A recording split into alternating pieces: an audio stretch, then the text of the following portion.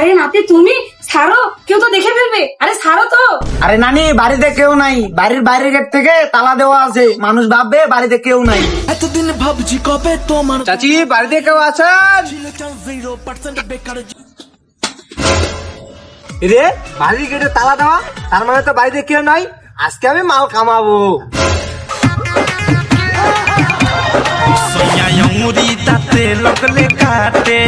আরে নাতি, এভাবে বাইরে না দাঁড়িয়ে থেকে আমার সাথে ভিতরে এসো, নাহলে কেউ দেখে ফেলবে।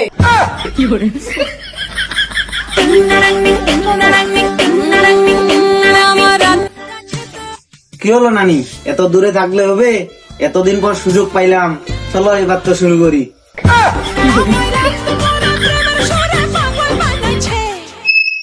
আরে এমন সময় এটিএম কার্ডটাও রেখে গেলাম। আরে তালা দেওয়া মানে? হ্যালো জীবন, তোমার আপু কি তোমাদের বাসা গেছে? না যায়নি? এই শালি গেল কোথায়? তালা লাগাই দিয়ে সে এইভাবে কোথায় যায়? আমি কি করব? আমার কাছে তো চাবিও নাই, চাবিও নিয়ে যায় নাই। এখন কি করি? উপায় একটাই, যে তালা এখন ভাঙতে হবে।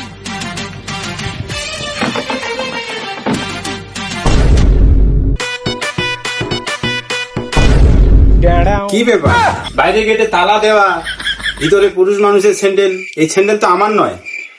তার মানে আমি যা ভাবছি আপনারাও কি তা ভাবছেন? তার মানে ওই শালি অবশ্যই কাউকে ঘরে ঢুকিয়েছে। এই শালি, তাড়াতাড়ি দরজা খুলো। এই মনে হচ্ছে বাইরে তোমার নানা আসছে। আরে আসুক না, নানাকে বলো বাইরে একটু অপেক্ষা করতে। আরে বলত কোথাকার, বাইরে তোমার নানা এসে দাঁড়ায় আছে। হ্যাঁ, বাইরে নানু এসে দাঁড়ায় আছে। আরে হ্যাঁ, নানি এখন কি হবে? নাতি এবার তো তুমি পালাও, তাড়াতাড়ি পালাও। আরে তাড়াতাড়ি পালাও। আরে এদিকে কোথায় যাচ্ছ? এদিক দিয়ে যাও। এই তুমি ঘরে কাকে ঢুকিয়েছো? মানে তুমি কি বলতেছো? বেশি চালাকি করিও না, কাকে ঢুকিয়েছো বলো। কোথায়? ঘরে তো কেউ নেই, ঘরে তো আমি শুধু একাই। তলে তলে তুমি এত দূর এগিয়েছো, আমি তো ভাবতে পারিনি তুমি আমাকে এভাবে ঠকাচ্ছ। দেখো বিষয়টা কিন্তু অনেক দূর যাচ্ছে। তুমি এভাবে অকারণে আমাকে অবিশ্বাস করতে পারো না। তুমি ঘরে এসে সার্চ করে দেখো। এই একদম চুপ, আর একটা বড় বড় কথা বলবে না। দেখি ঘরে কাকে ঢুকিয়েছো। দেখো তুমি মাথাটা একটু ঠান্ডা করো, শুধু শুধু আমাকে অবিশ্বাস করতেছো। আমি কিন্তু ঘরের মধ্যে একাই আছি। ও আচ্ছা, তুমি যদি ঘরে একাই আছো তাহলে পুরুষ মানুষের স্যান্ডেল আসলো কিভাবে? আগে শালাকে তো ধরি, তারপরে তোমার খবর আছে। আমি 100% নিশ্চিত এই ঘরের মধ্যে কেউ আছে। তার মানে বুঝতে পারলাম তুমি এখনো আমাকে সন্দেহ করতেছো।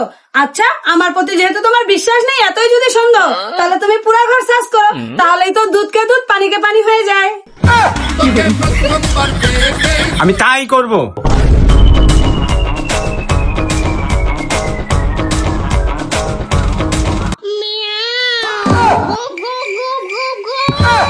এই তো পেয়ে গেছি, তোর তো আজকে খবর আছে, আগে বের হ।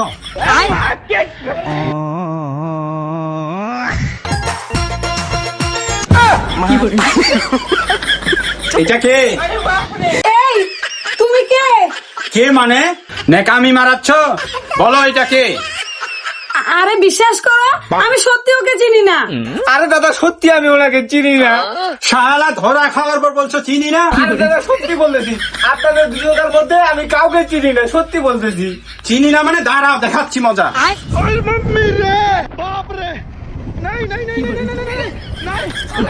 আরে আসলে উনি কে? সত্যি তো আমি ওনাকে চিনি না। মানুষের বউয়ের ঘরে ঢুকিস? দাদা, আমার ভুল হয়ে গেছে, এবারের জন্য মাফ করে দেন। সত্যি বলতেছি, আপনার বউকে আমি চিনি না। তুমি চোর হইতে তাহলে তোমাকে মাফ করে দিতাম, তো তুমি তো আসছো আমার বউয়ের সাথে মজা নিতে। দাদা, আমি সত্যি চুরি করতে আসি, আপনার বউয়ের সাথে আমি মজা করতে আসি নাই। ওগো, ও সত্যি বলছে, ও চুরি করতে আসছে।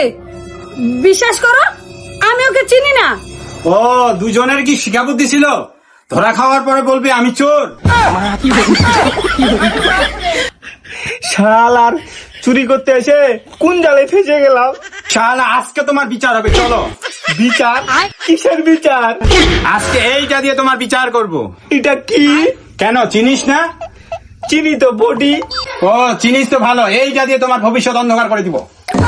দাদা আমাকে মাফ করে দাও, এভাবে আমার ভবিষ্যৎ অন্ধকার করে দিও না।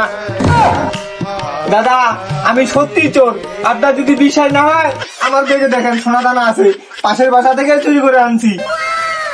দাদা আমাকে ছেড়ে দেন, দরকার হলে আমার ব্যাগে সোনা দানা সব আপনি নিয়ে নেন।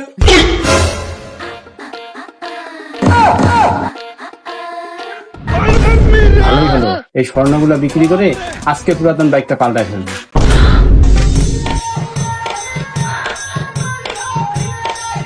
যাক, এই যাত্রায় বেঁচে গেলাম। বাড়িতে চোর ধরা পড়লো, চুরিও হলো না, উল্টাই অনেক সোনাদানা পেলাম। আবার এই যাত্রা আমি বেঁচেও গেলাম।